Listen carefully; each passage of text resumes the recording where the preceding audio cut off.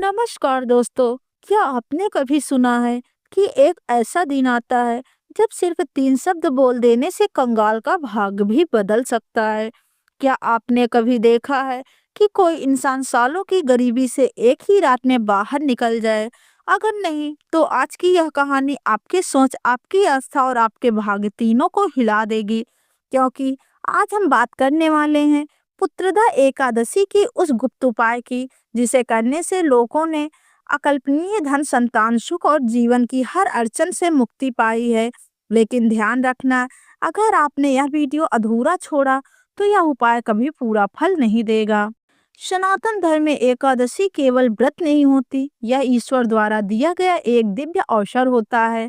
साल में 24 एकादशियां आती हैं, लेकिन पुत्रदा एकादशी सबसे अलग मानी जाती है, क्योंकि यह एकादशी संतान देने वाली, भाग्य खोलने वाली और दरिद्रता नाश करने वाली होती है और जीवन में स्थिरता लाने वाली मानी गई है। शास्त्रों में कहा गया है, जो व्यक्ति पुत्रदा एकादशी के दिन सच्चे मन से उपाय करता है, उसके पूर्व जन्मों के कर्म भी पिघलने लगते हैं। अब सवाल आता है, वह कौन सा पेड़ है? तो ध्यान से सुनिए, पीपल का पेड़। पीपल को केवल पेड़ मत समझिए, यह ब्रह्मा, विष्णु और महेश तीनों का वास माना जाता है। जड़ में ब्रह्मा, तने में विष्णु, पत्तों में महादेव कहा जाता है। जहाँ पीपल है वहाँ दरिद्रता नहीं टिकती। 3 शब्द जो भाग्य की कुंजी है।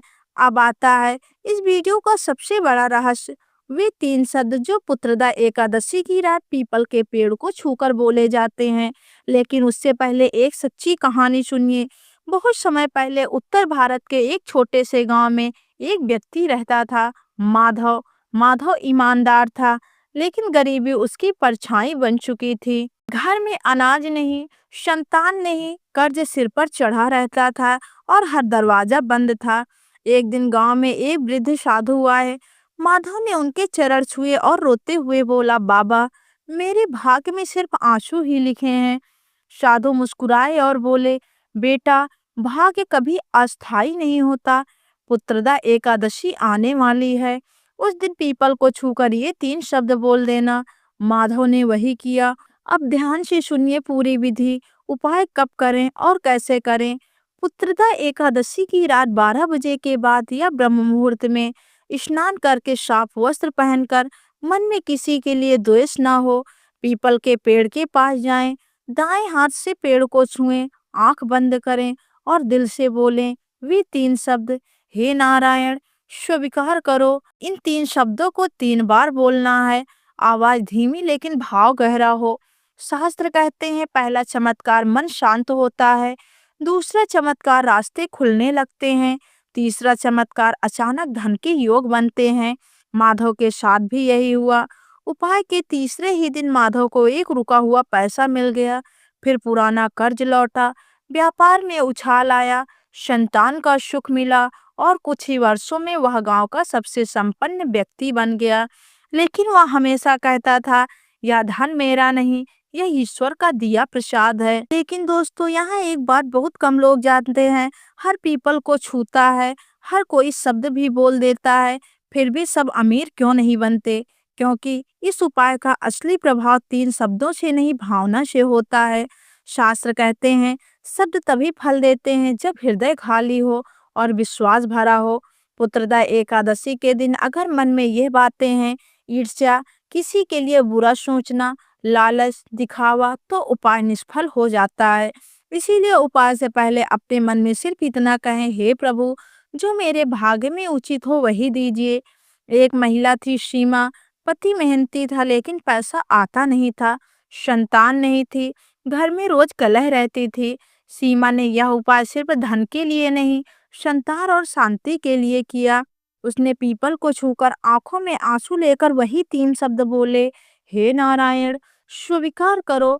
और उसके बाद उसके जीवन में बदलाव आने लगे। पति की नौकरी अचानक पक्की हो गई, घर का तनाव कम हो गया, डॉक्टरों की निराशा के बाद संतान सुख मिला। सीमा आज भी कहती है, मैंने कुछ नहीं मांगा, बस खुद को समर्पित कर दिया। दोस्तों, आजकल सोशल मीडिया पर बहुत लोग यह उपाय गलत तरीके से बताते हैं, पैसे की लालच से, डर दिखा करके, झूठे वादों के साथ। मैं आपसे साफ कह रही हूँ, यह टोटका नहीं, यह श्रद्धा का मार्ग है। जो इसे व्यापार बनाएगा उसका फल उल्टा भी हो सकता है।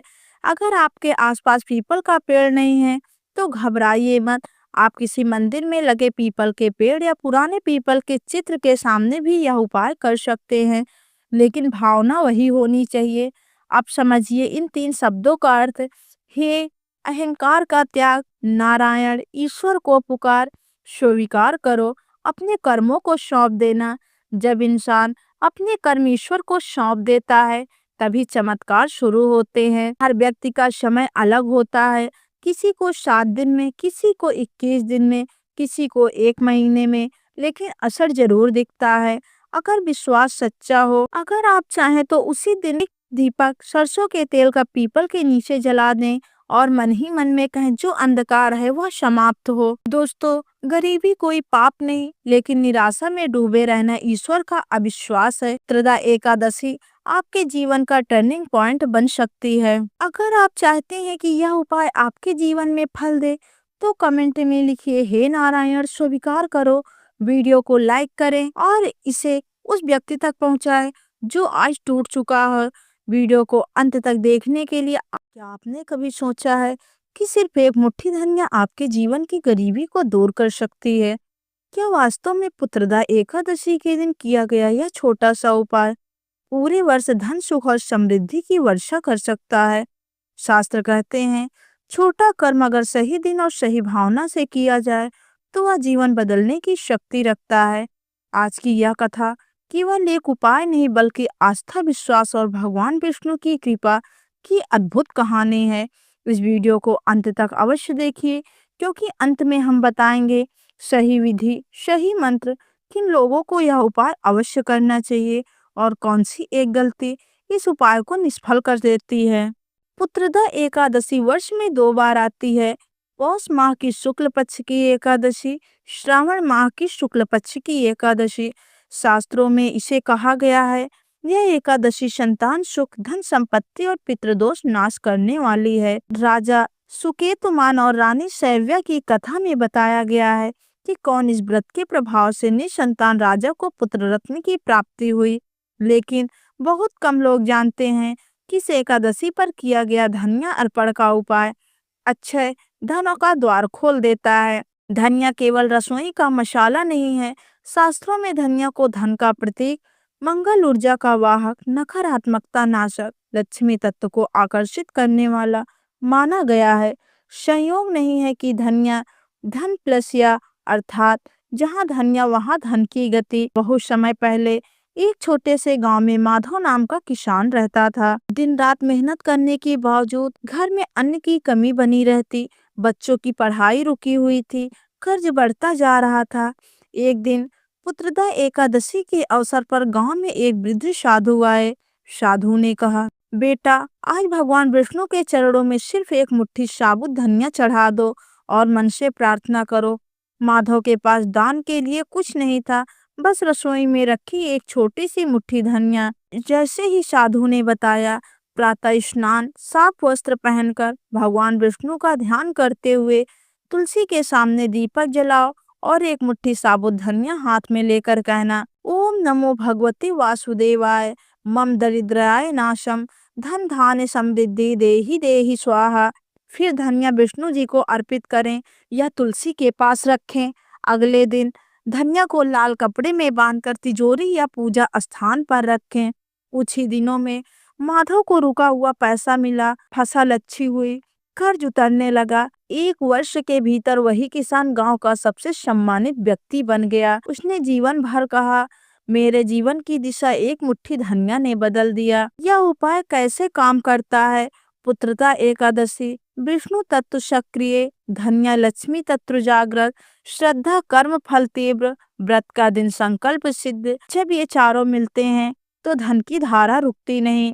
अब हम जानेंगे कौन से लोग यह उपाय अवश्य करें। जिन पर कर्ज बना हुआ है, जिनकी मेहनत का फल नहीं मिल रहा है, जिनका पैसा रुक जाता है, व्यापार में घाटा होता है, घर में दरिद्रता का वास होता है, संतान के लिए चिंतित लोग यह उपाय जरूर करें। यह उपाय करते वक्त ये बातें जरूर ध्यान दें, नहीं तो इसका फल आप लोगों को नहीं मिलेगा।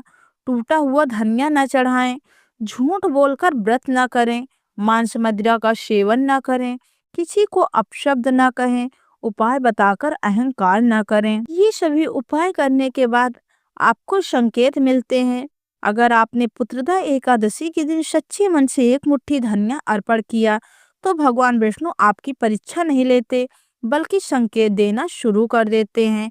पहला संकेत, बिना वजह मन हल्का होना, नींद अच्छी आना, घर का वातावरण शांत होना। दूसरा संकेत, रुका हुआ पैसा याद आना, पुराने संपर्कों में अचानक कॉल आना, नौकरी या व्यापार का नया विचार। तीसरा संकेत, स्वप्न में माता लक्ष्मी का दिखना, जल कमल गाय या विष्णु दर्शन का सपना, सपने में हरा रंग दिखना। यह सभी संकेत बताते हैं कि यह उपाय स्वीकार हो चुका है। दिल्ली के एक छोटे व्यापारी रमेश अग्रवाल लगातार घाटे में चल रहे थे।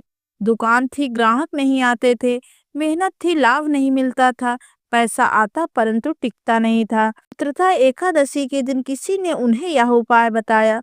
उन्होंने हंसते हुए कहा, एक मुट्ठी धनिया से क्या होगा। फिर भी मन में हार मानकर उन्होंने वही किया जो बताया गया। 30 दिन के भीतर पुराना ग्राहक लौटा, बंद पड़ा ऑर्डर खुला, दुकान की बिक्री बढ़ी। आज वही रमेश कहते हैं, धनिया नहीं विश्वास में मेरी किस्मत बदली। बहुत लोग कहते हैं मैंने किया फिर भी कुछ नहीं हुआ। शास्त्र बताते हैं फल न मिलने के 5 कारण होते हैं। उपाय दिखावे के लिए करना, मन में संदेह रखकर करना, किसी का अहित करने की सोच, झूठ और छल का जीवन, उपाय बताकर घमंड करना। याद रखिए, घमंड से किया गया धर्म पुण्य नहीं बनता। अगर कोई महिला यह उपाय कर रही है तो इस बात का विशेष ध्यान रखे, स्नान के बाद ही यह उपाय करे, बाल खुले ना रखे, मन में किसी के प्रति द्वेष ना हो, सास ससुर या पति के लिए बुरा ना सोचे। ऐसा करने से लक्ष्मी कृपा कई गुना बढ़ जाती है।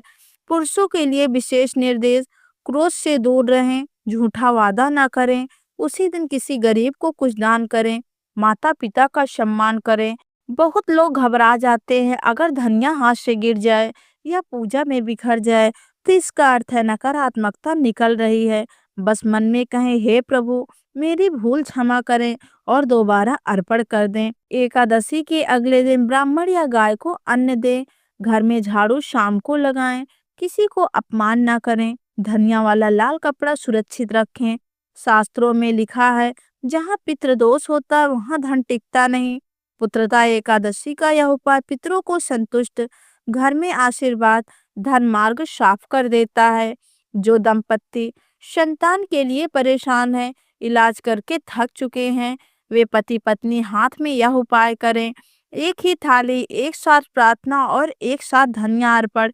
शास्त्रों में इसे संतान सुख का बीज कहा गया है। इसको करने का सबसे श्रेष्ठ समय है प्रातः 5 बजे से 7 बजे तक या संध्या तुलसी आरती के समय, लेकिन भाव सबसे बड़ा मुहूर्त होता है। पद्म पुराण और स्कंद पुराण में एक बात स्पष्ट लिखी है, एकादशी के दिन जो भी वस्तु भगवान विष्णु को शुद्ध मन से अर्पित की जाती है वह कई जन्मों के दरिद्र कर्मों को नष्ट कर देती है। धनिया को शास्त्रों में लक्ष्मी बीज कहा गया है क्योंकि इसका रंग हरित समृद्धि, इसकी सुगंध सात्विक और इसका स्वभाव शीतल, इसीलिए धन को आकर्षित करता है और अशांति को बाहर निकालता है। अगर आप चाहते हैं कि पूरे साल धन की वर्षा हो तो पुत्रदा एकादशी के बाद यह 7 दिन का छोटा सा नियम अपनाएं। एक दिन धनिया लाल कपड़े में तिजोरी या पूजा स्थल पर रखें। दूसरे दिन ओम श्री महालक्ष्मी नमः का 11 बार जाप करें। तीसरे दिन किसी भूखे को भोजन कराएं। चौथे दिन घर की देहरी पर जल चढ़ाएं। पांचवें दिन माता पिता का आशीर्वाद लें। छठवें दिन किसी गरीब बच्चों को कुछ दान दें। सातवें दिन विष्णु जी को धन्यवाद करें। आठवें दिन धन के मार्ग खोल देते हैं। अगर पहले से कर्ज हो तो क्या करें? बहुत लोग पूछते हैं, अगर कर्ज बहुत ज्यादा हो तो क्या यह उपाय काम करेगा? हाँ, लेकिन शर्तों के साथ। धन्य अर्पण के समय किसी से लिया कर्ज याद करें और मन ही मन में कहे, हे प्रभु मुझे ईमानदारी मार्ग दिखाइए, मैं ऋण मुक्त होना चाहता हूँ। 99% मामलों में कर्ज उतरने का रास्ता अपने आप निकल आता है।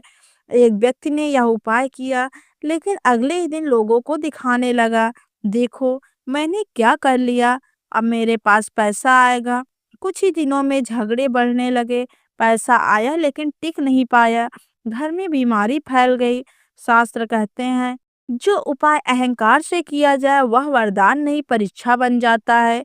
जहाँ स्त्री दुखी होती है वहाँ लक्ष्मी रुकती नहीं। इसीलिए अगर पत्नी माया बहू यह उपाय करती है तो पति की आयु बढ़ती है, घर का कलेश शांत होता है, संतान का भविष्य सुधरता है। आप लोग यह उपाय हर साल कर सकते हैं, लेकिन सिर्फ एक बार ही पूरा विश्वास बदल सकता है। श्रेष्ठ है, हर पुत्रदा एकादशी को सादगी से करना चाहिए। अगर धनिया सूख जाए या खराब हो जाए तो डरिए मत, इसका अर्थ है नकारात्मकता सोख ली गई है। बस इसे किसी पौधे की जड़ में डाल दें, नया धनिया रख लें। धनिया का उपाय कोई जादू नहीं, कोई टोना नहीं, यह है संकल्प, श्रद्धा, सही समय। जब मन शुद्ध होता है तो भगवान स्वयं रास्ता बनाते हैं। अगर आज आपका मन टूट चुका है, मेहनत बेकार लगती है और धन साथ नहीं दे रहा है, तो याद रखिए भगवान विष्णु सबसे पहले आशा लौटाते हैं, फिर धन। इस पुत्रदा एकादशी एक मुट्ठी धनिया उठाइए और ईश्वर पर छोड़ दीजिए। तो दोस्तों, अगर आज की वीडियो आपको पसंद आई हो तो वीडियो को लाइक कीजिए, चैनल को सब्सक्राइब करके कमेंट बॉक्स में जय माता लक्ष्मी, जय श्री हरि विष्णु अवश्य लिखें। साथ ही अपने परिवार, दोस्त और प्रियजनों के पास शेयर करना ना भूलें। वीडियो को अंत तक देखने के लिए आप सभी का धन्यवाद।